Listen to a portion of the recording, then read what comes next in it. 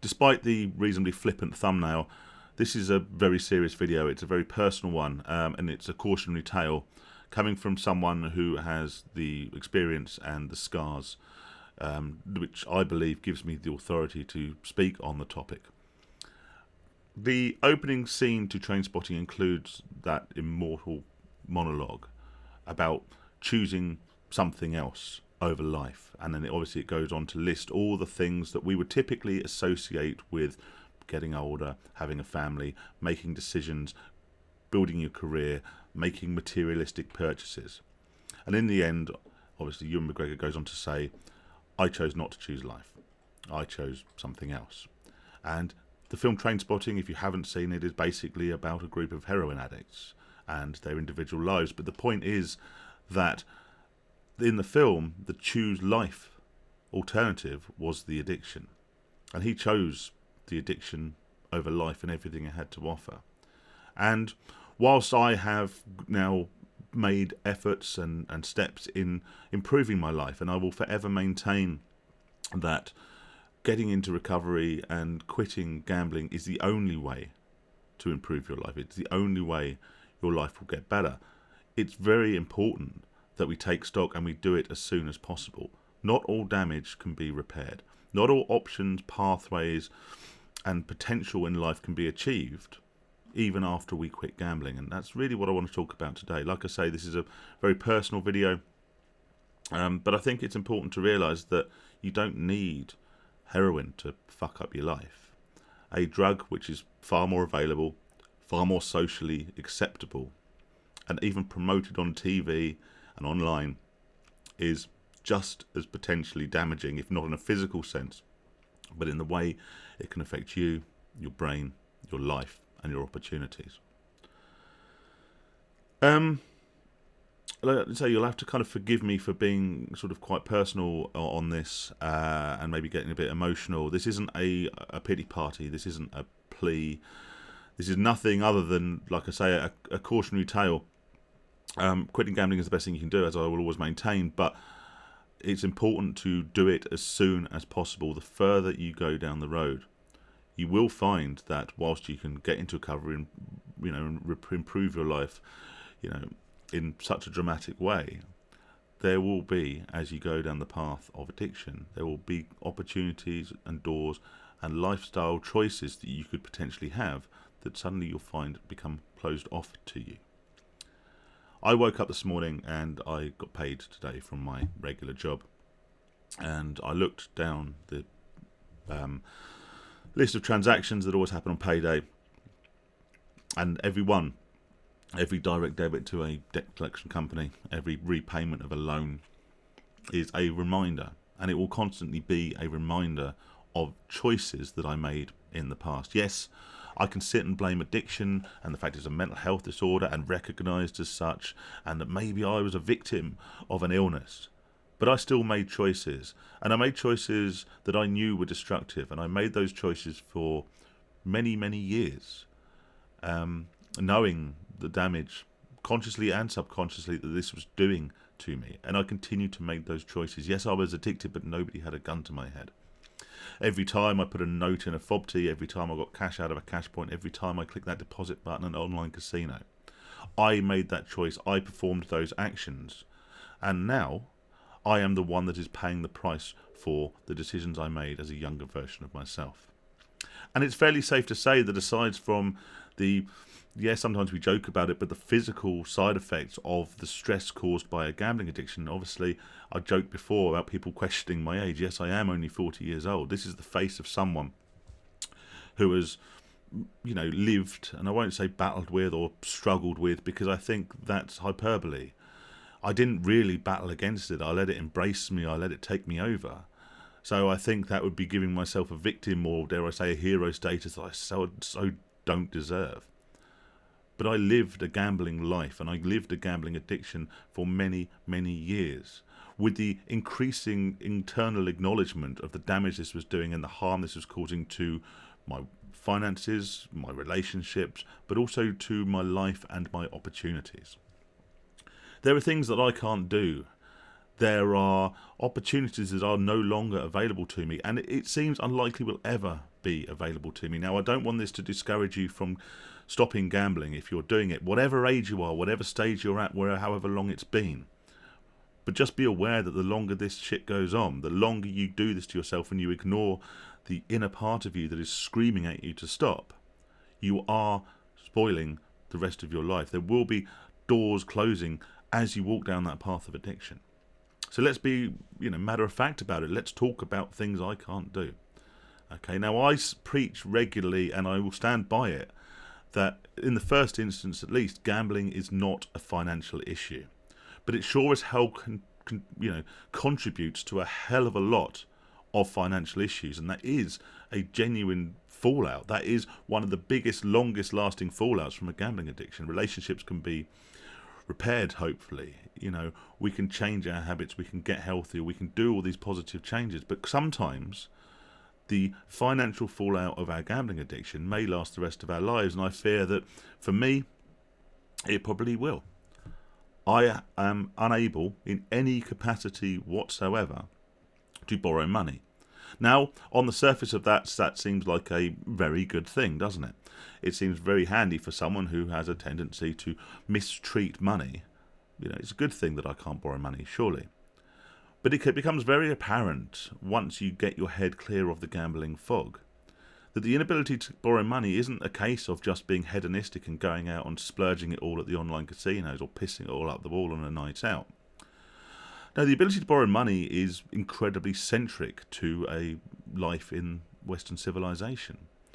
For example, if my car breaks down, I don't have a credit card, I can go and wave and fix it. If my boiler blows up, I haven't got a credit card, I can wave and go and fix it. All right? I have to have money for unforeseen circumstances, and sometimes I don't have that money. And the stress of knowing that if something goes wrong in your life, you are unable to fix it purely because of your zero credit rating, because of decisions you made and stupid behaviours you did for years and years and years in your younger life. It is a stress that will eat away at you. I rent my house, and I am perfectly happy renting. Don't get me wrong, I'm not one of these people that places massive significance on getting onto the housing ladder or owning my own home. I'm perfectly happy to rent. All my rent is always paid on time. However, there is another stress. What if my landlord decides to sell the house? Or dare I say the landlord passes away and the kids want to sell the house? I don't have the credit rating to get a mortgage. I don't know if I'd pass the credit checks on another rental property. I don't have the money, because of all the stuff that I'm having to repay every month, to put down a deposit. And that is just another constant stress eating at the back of your head. You're not losing money when you build up gambling debt. What you're doing is you're losing opportunities. I drive an old car. I don't care about that. It gets me around. But if that car ever ceases to get me around, I need to then be able to buy a new car. I can't wander into a car dealership and get myself one on finance. I can't go and get one on PCP. I can't lease one. I have to go and somehow get the means by which to physically purchase a vehicle. I don't have that money. So again, more stress in the back of your head. What is happening here is that my past actions mean that I no longer have options. So every potential thing in my life that could go wrong, which could be a minor drama to some people, having to move house, having to get a new car, all these sorts of things, an emergency repair, something like that. All these things which are minor drama to some people could be potentially absolutely catastrophic to me. Not because I don't have a job, not because I don't work, not because I'm gambling, but because my gambling has put me in a situation where I am not able to have safety nets in place. Like I say, gambling is not a financial problem, but it does cause them. But it also causes other problems in your life. Gamblers are inherently selfish. We live our lives to basically feed and placate our addictions and our urges, and that makes us make decisions, or dare I say not make decisions, at what would for other people be critical points in your life.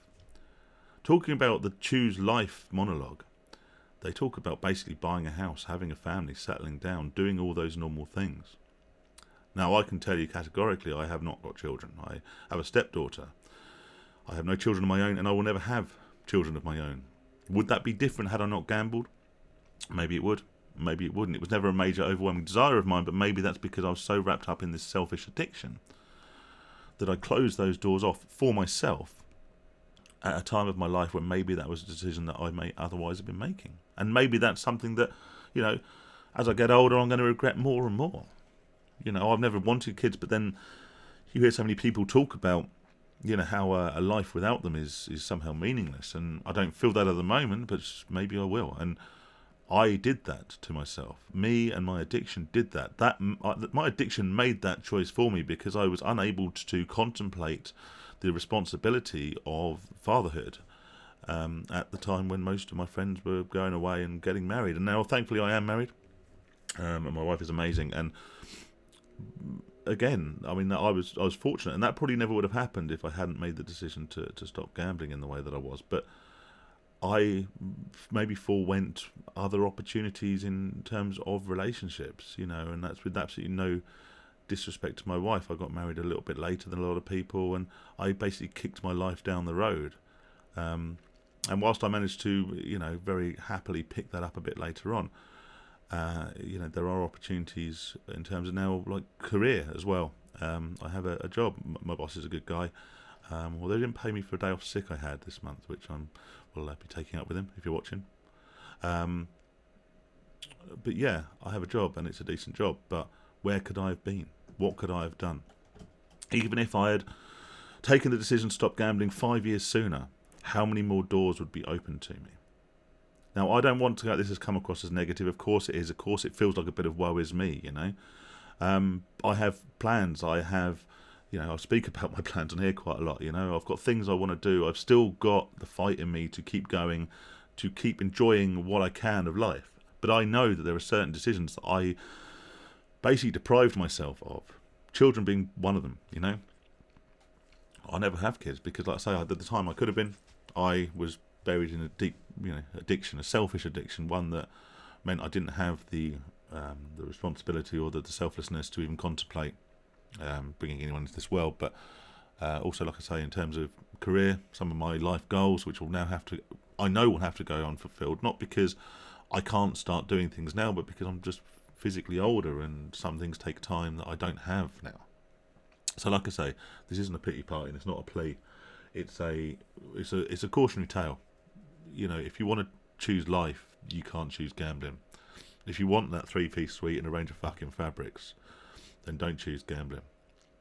If you don't care, then maybe gambling's for you. I don't know, but I'm pretty sure if we dig deep within ourselves, beyond the sort of superficial, nihilist, narcissistic tendencies that I had a tendency to build up, that what's the point? I might as well do it because, I don't care anymore. That sort of self-destructive nihilism where I don't care. What's the point? If it's killing me, it's killing me. Whatever. Yeah, that mentality I had. It's only when you can step away from that you realise that actually, you know what? Maybe you do want to live that life. Maybe you do want that big TV and the choice of fabrics. Like I say. So, like I say, apologies if that brought you down. Just something I wanted to talk about. If for no other reason than to say, look, if you're contemplating stopping gambling, do it now. Yes, not everything is recoverable, but the quicker you stop, the earlier you stop, and that's whether you're 18 or whether you're 60. There will be some things that you may not be able to get back, but there are lots of things that you will never be able to get at all if you continue down that path. There is a better life. It may not be the perfect life, and it may not be the life that you envisaged before this gambling took hold, but it will only get better when you stop. Stay safe, stay sane, take care of yourselves. If it's payday for you today, then fuck's sake, keep your money safe. Don't do it. Don't repeat that cycle. Look after yourselves, please. All the best.